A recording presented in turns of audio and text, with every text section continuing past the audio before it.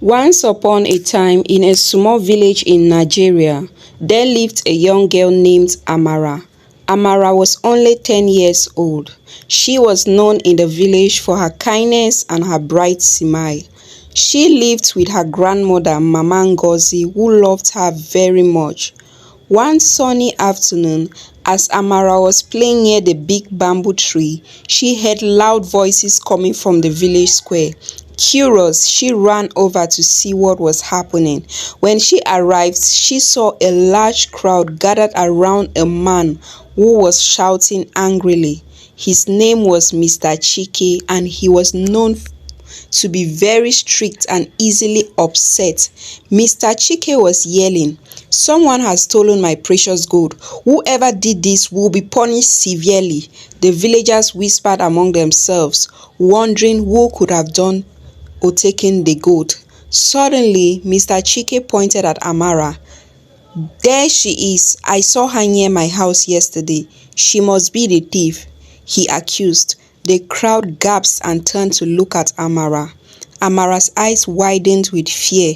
She had never stolen anything in her life. She tried to explain, "No, it wasn't me. I didn't take your gold." But Mr. Chike was too angry to listen. He grabbed Amara's arms and dragged her to the center of the square. The villagers were confused and didn't know what to do.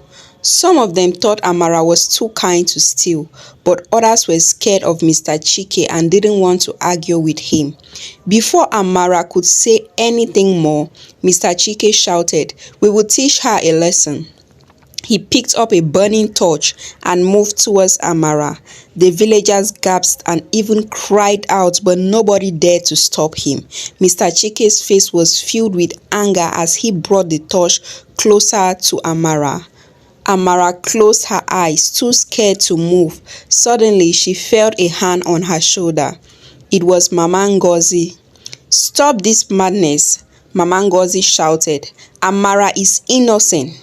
Mr. Chike paused, but his grip on the torch tightened. "How do you know?" he demanded. Mama Ngozi stepped forward and said firmly, "Because I know my granddaughter. She will never steal from anyone."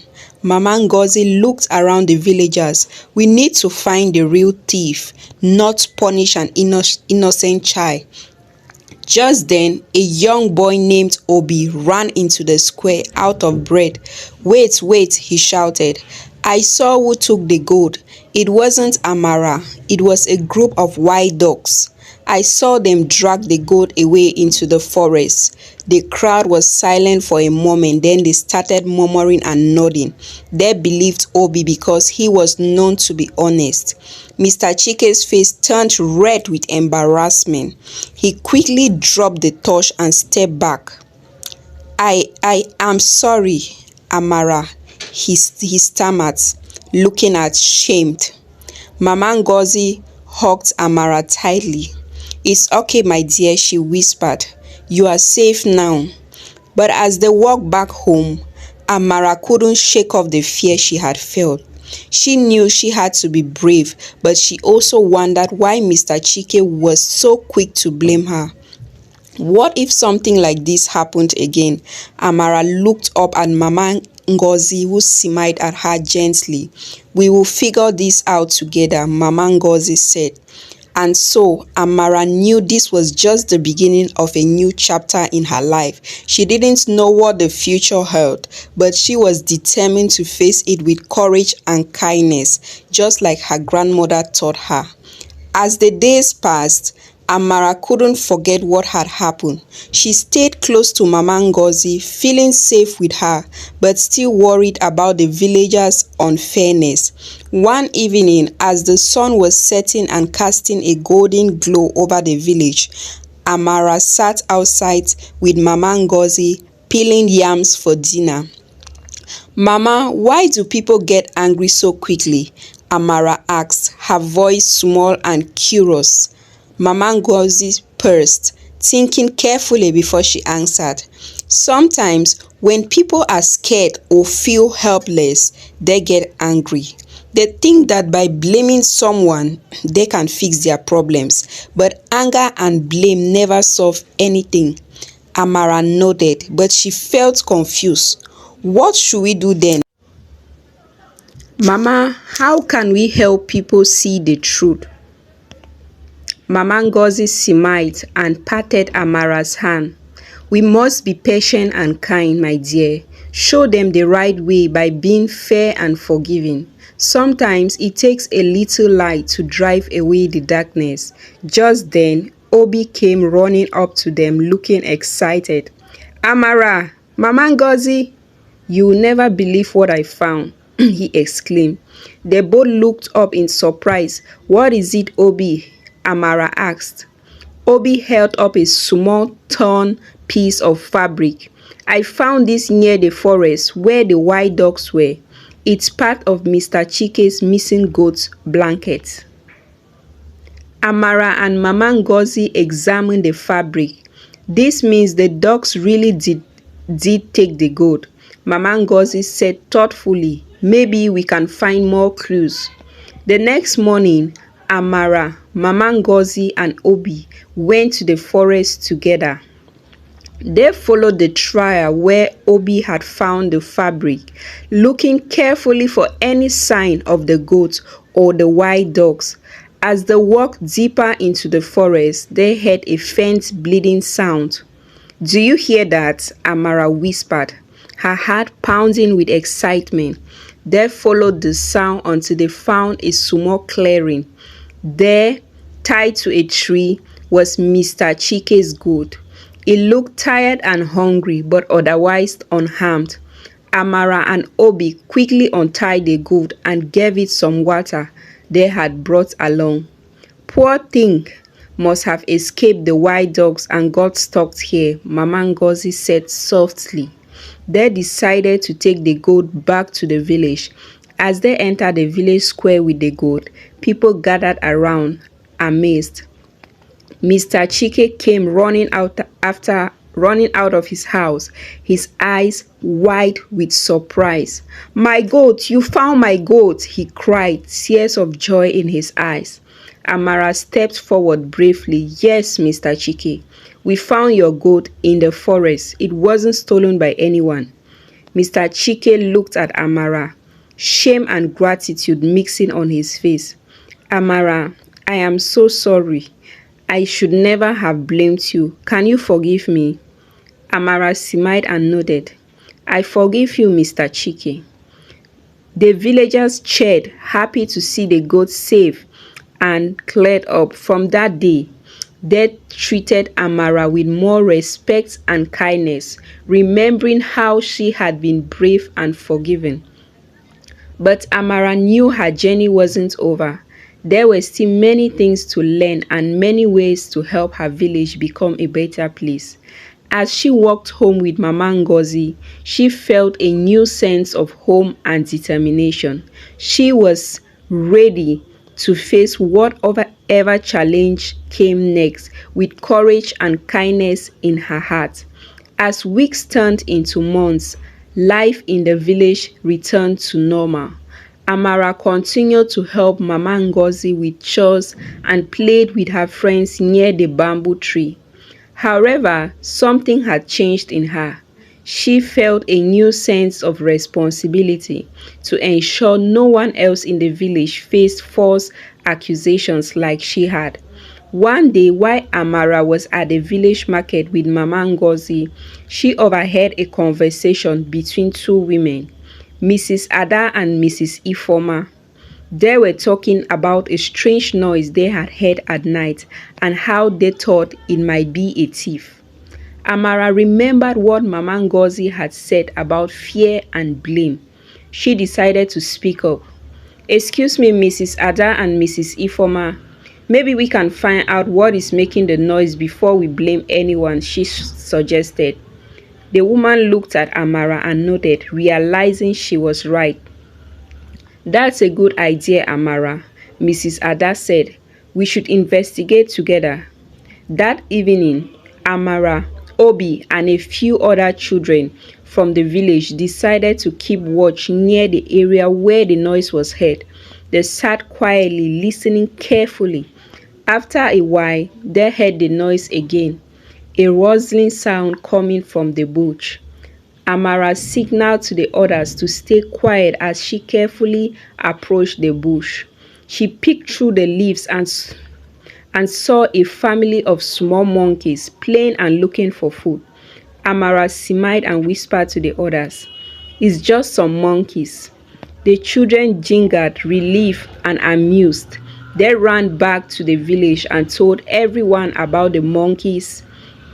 The villagers laughed and thanked the children for their bravery and cleverness. One evening, while helping Mama Ngozi prepare dinner, Amara brought up an idea that had been on her mind. "Mama, what if we started a club to help solve problems in the village? We could call it the Truth Seekers." Mama Ngozi smiled proudly at Amara. "That's a wonderful idea, my dear. You have a good heart and a wise mind. I'm sure the village will benefit from such a club."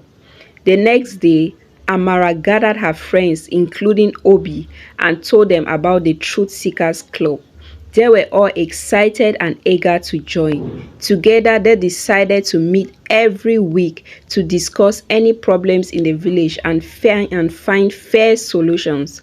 One day, while walking to the river to fetch water, Amara noticed something unusual. She saw a group of boys led by Emeka, the village bully, picking on a small boy named Chima. Amara felt anger and sadness well up inside her. She knew she had to do something. "Stop that right now, Emeka," Amara shouted, stepping between Emeka and Chima. Emeka sneered. "Why should I listen to you?" "Because bullying is wrong and we should help each other, not hurt each other," Amara replied firmly. "If you have a problem, let's talk about it and find a solution." Emeka looked surprised and a little embarrassed. The other boys snuffled their feet, unsure what to do. Chima, with tears in his eyes, looked at Amara gratefully. "We are starting a club called the Truth Seekers," Amara continued. "We solve problems together. Why don't you join us and help make the village a better place?" Emeka hesitated but then nodded slowly. "Okay, I'll give it a try." From that day on, the Truth Seekers Club grew. They solved many problems in the village, from finding lost items to settling disagreements. Amara felt proud of what they were doing, but she also knew that there were bigger challenges ahead, and she was determined to face them with the same courage and kindness that had guided her so far.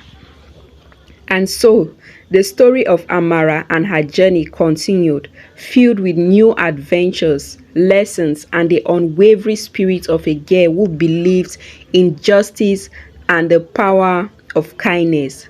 As the Truth Seekers Club continued to grow, the village saw many positive changes. People were kinder to each other, disputes were resolved more peacefully, and everyone felt a stronger sense of community. Amara was happy to see how her idea had made a difference, but she knew their work was never truly done. One rainy afternoon, a stranger came to the village. He was an old man named Baba Kalu, who had traveled from a faraway town. He looked weary and his clothes were tattered. The villagers, wary of strangers, began to gossip and speculate about who he might be. Amara noticed Baba Kalu sitting alone under a tree, shivering from the cold. She approached him with a smile. "Hello, sir. My name is Amara. Can I help you?" Baba Kalu looked up, his eyes filled with gratitude. "Thank you, Chai. I am just passing through, but I am very tired and hungry." Amara ran home to tell Mama Ngozi about Baba Kalu. Mama Ngozi packed some food and a blanket, and together they returned to the old man. They invited him to their home where she could rest and recover. As Baba Kalu ate and warmed himself by the fire, he told them his story. He had lost his family and home in a flood and had been wandering ever since, looking for a place to start anew. Amara listened intently, feeling a deep empathy for the old man. The next day, Amara called a meeting of the Truth Seekers Club. She told them about Baba Kalu and suggested they find a way to help him. The club members agreed and decided to build a small hut for Baba Kalu near the village. The entire village came together to help. They gathered materials, worked hard, and within a few days, they had built a cozy little hut for Baba Kalu. The old man was overwhelmed with gratitude. "Thank you all so much," he said, tears in his eyes. "You've given me hope." One evening, as the villagers gathered around a large bonfire to celebrate, Baba Kalu stood up to speak. "I've traveled to many places and seen many things," he began, "but never have I ever seen such kindness and unity as I have here. This village is special because of people like Amara and the Truth Seekers Club who believe in helping each other and solving problems together." Amara felt a warm glow of pride as the villagers cheered. She knew that their work had made a real difference, not just in Baba Kalu's life, but in the lives of everyone in the village. As the night grew darker and the stars twinkled above, Mama Ngozi put her arm around Amara. "You have done a wonderful thing, my dear. You have shown everyone the power of kindness, courage, and community." Amara smiled, feeling content. She knew that no matter what challenges came their way, they would face them together with open hearts and minds. And so the story of Amara and the Truth Seekers Club came to an end, but the lessons they have learned together to continue to guide the village for years to come. Moral lesson: kindness, courage, and unity can transform a community.